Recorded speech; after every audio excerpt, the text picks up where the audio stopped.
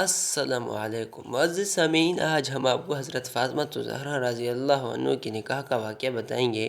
جب حضرت فاطمہ الزہرا رضی اللہ عنہ 15.5 سال کی ہوئیں تو سب سے پہلے حضرت صدیق اکبر رضی اللہ عنہ نے نکاح کا پیغام دیا۔ اس کے بعد حضرت عمر فاروق رضی اللہ عنہ نے نکاح کا پیغام دیا، لیکن پیارے نبی صلی اللہ علیہ وسلم نے ان کی عمر زیادہ ہونے کی وجہ سے عذر فرما دیا اور معذرت کر لی کہ میری بیٹی کی کم عمر ہے اور تمہاری عمر زیادہ ہے۔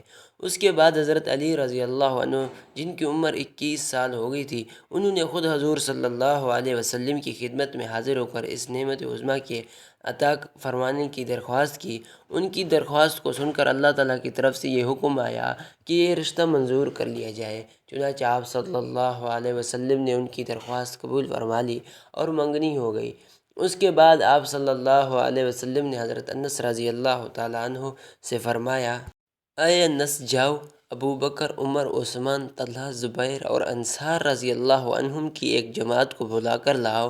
جب یہ سب لوگ جمع ہو گئے تو نبی کریم صلی اللہ علیہ وسلم نے خطبہ پڑھا اور حضرت بی بی فاطمہ رضی اللہ عنہ کا نکاح حضرت علی رضی اللہ عنہ کے ساتھ کر دیا اور مہر تقریباً 400 درہم مقرر فرمایا اور ایک طباق میں تھوڑے سے چھوارے رکھ کر حاضرین کو پہنچائے۔ اس کے بعد حضرت ایمن رضی اللہ عنہ سے فرمایا کہ تم فاطمہ رضی اللہ عنہ کو حضرت علی رضی اللہ عنہ کے گھر پہنچا دو۔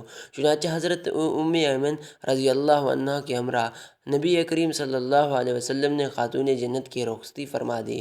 حضرت ایمن رضی اللہ عنہ حضور صلی اللہ علیہ وسلم کی بیٹی کو حضرت علی رضی اللہ عنہ کے گھر پہنچا کر آ گئی۔ دوستو، آپ خود اندازہ لگائیں، یہ دونوں جہاں کے سردار حضرت رسول اکرم صلی اللہ علیہ وسلم کی صاحبزادی کی رخصتی ہے، جو جنت کی عورتوں کی سردار ہیں۔ اس کے بعد نبی اکرم صلی اللہ علیہ وسلم حضرت علی رضی اللہ عنہ کے گھر تشریف لے گئے اور آپ صلی اللہ علیہ وسلم نے بی بی فاطمہ سے فرمایا، پانی لاؤ۔ وہ ایک پیالہ میں پانی لائے۔ آپ صلی اللہ علیہ وسلم نے اس کے اندر لعاب مبارک ڈالا اور فرمایا کہ ذرا سامنے ہو۔ پھر آپ صلی اللہ علیہ وسلم نے ان کے سر پر اور ان کے سینے مبارک پر کچھ پانی چھڑکا۔ پھر فرمایا کہ پیٹھ میری طرف کرو۔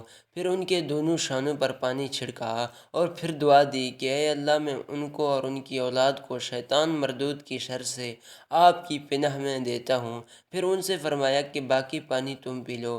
چنانچہ انہوں نے پی لیا۔ پھر حضرت علی رضی اللہ عنہ سے فرمایا کہ آپ بھی پانی لاؤ۔ وہ گئے اور وہ بھی پانی لے کر آئے، اور اسی طرح آپ صلی اللہ علیہ وسلم نے پانی کا کٹورا لے کر اس میں لعاب مبارک ڈالا اور ان کے سر اور سینے پر کچھ پانی چھڑکا، لیکن پشت کی طرف دونوں شانوں کے درمیان نہیں چھڑکا، اور ان کو بھی آپ صلی اللہ علیہ وسلم پانی پینے کے لیے عطا فرمایا۔